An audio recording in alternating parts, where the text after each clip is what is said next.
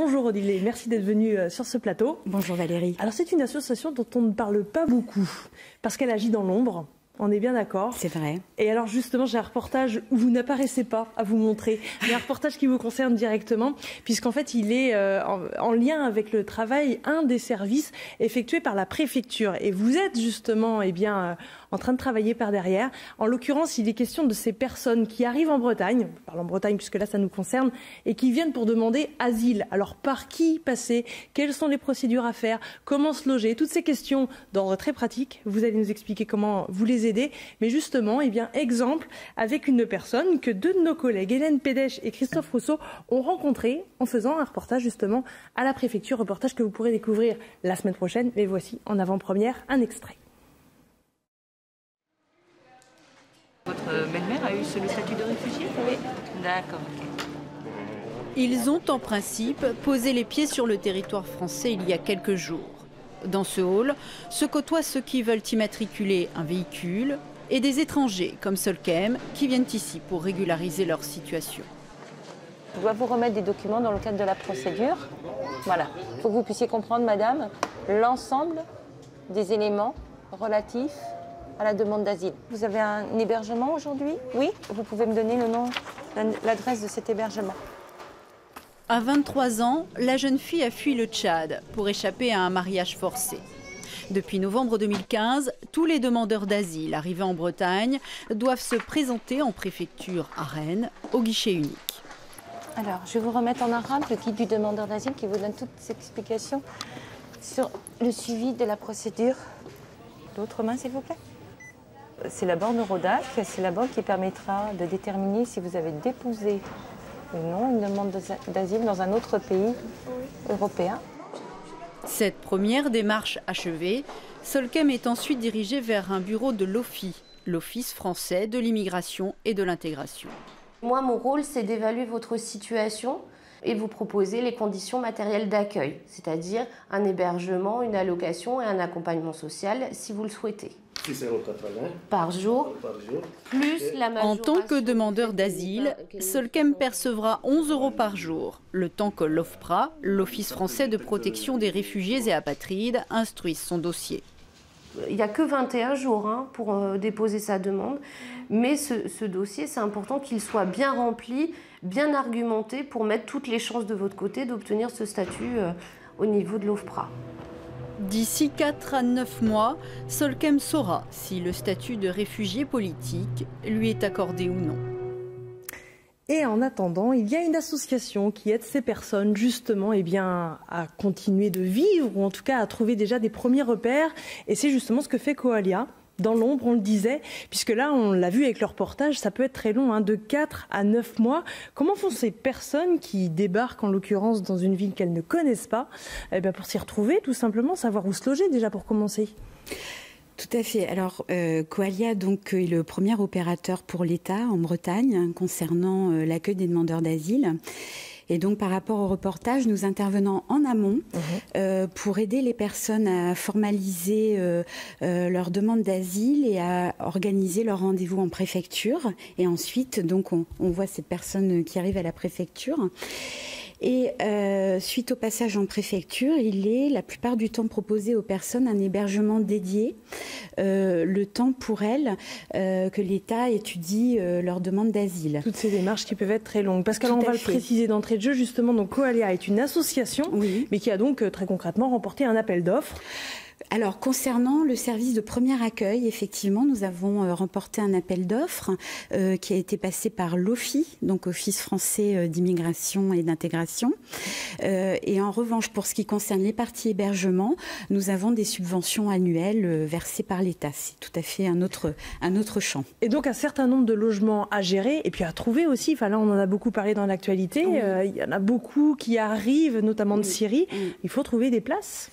Voilà, il faut trouver des places. Donc, avec le soutien de la préfecture, nous faisons parfois de la prospection pour trouver des modalités d'hébergement pour les personnes.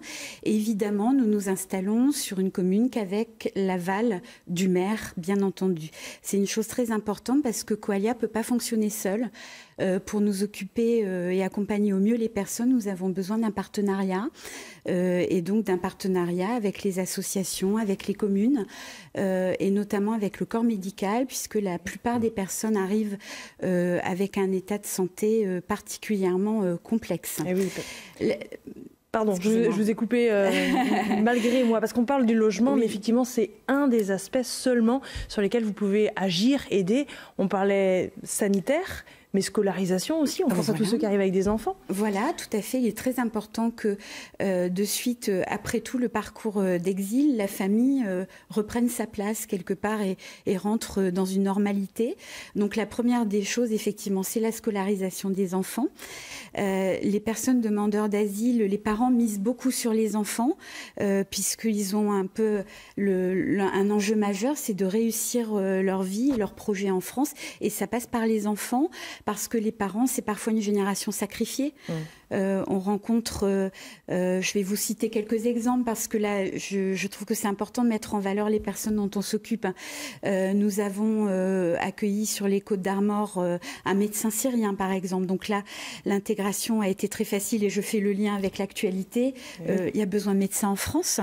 Après, on a reçu sur Rennes, par exemple, une grande famille syrienne venant de la campagne, qui n'avait jamais habité en ville, qui est depuis des générations ancrée à la campagne. Et là, le parcours va être plus compliqué. Et c'est vrai que les enfants, c'est le facteur d'intégration pour plus tard, avec une capacité phénoménale de pouvoir apprendre le français extrêmement rapidement. Et voilà. Et tout l'enjeu est de réussir après la suite du parcours. Et on mesure le sacré défi que vous avez à relever, parce qu'effectivement, il y en a en nombre. Et puis alors, chaque cas est de toute façon particulier. Et puis certains, évidemment, ne débouchent pas sur l'obtention d'un droit d'asile. Voilà, effectivement. Alors, sur les personnes arrivant actuellement de Syrie, il y a des dispositifs, en revanche, qui sont mis en place, notamment dans les pays frontaliers à la Syrie, tels la Jordanie et le Liban, où des missions de l'OFPRA et de l'OFII sont diligentées sur ces pays-là pour que les papiers, pour accélérer en tout cas la procédure de demande d'asile. Donc, les personnes arrivent avec déjà un statut de réfugié. On a également beaucoup de Soudanais qui arrivent actuellement et qui obtiennent le statut plus rapidement. Et alors pour ceux qui voudraient vous aider avec votre association un peu particulière, il n'y a pas de bénévoles, pas vraiment des salariés, une centaine à peu près en Bretagne? Alors nous sommes 130 salariés aujourd'hui sur l'Ille-et-Vilaine et Côtes d'Armor et environ 200 puisque nous avons une autre antenne sur le Finistère. Et alors comment vous aider si on veut passer un coup de main, donner des cours de français peut-être? Oui, alors effectivement, beaucoup d'associations gravitent autour des centres d'accueil et auquel cas j'invite les personnes qui souhaitent nous aider à contacter ces associations qui sont bien connues de tous quand on est intégré au milieu associatif. Moi surtout, nous aider, c'est aussi porter un regard différent sur les personnes qui arrivent en France. Moi, je souhaite faire passer un message que c'est une richesse pour la France. Les personnes qui arrivent, elles ne viennent pas, contrairement aux idées reçues, quand on quitte un pays en guerre, on ne vient pas pour profiter des aides sociales en France, on vient pour apporter à la France. Et ça, c'est important aussi d'avoir ce regard, et qui n'est pas un regard misérabiliste, mais ce sont des personnes qui arrivent avec des forces. Et puis, aujourd'hui, l'accompagnement des demandeurs d'asile, c'est vecteur d'emploi. Puisqu'on est passé, depuis 6 mois, on a pu embaucher 30 personnes en plus pour venir accompagner les personnes. Et ce sont des personnes qui consomment. Voilà. Des messages très positifs. Donc, des messages positifs à faire passer. Pour faire un peu changer peut-être les idées reçues de certains, il faut être bien clair. Mais enfin, en tout cas, voilà, des messages positifs qui ne laissent pas insensibles non plus, Patrice. Je ne sais pas ce que vous en pensez.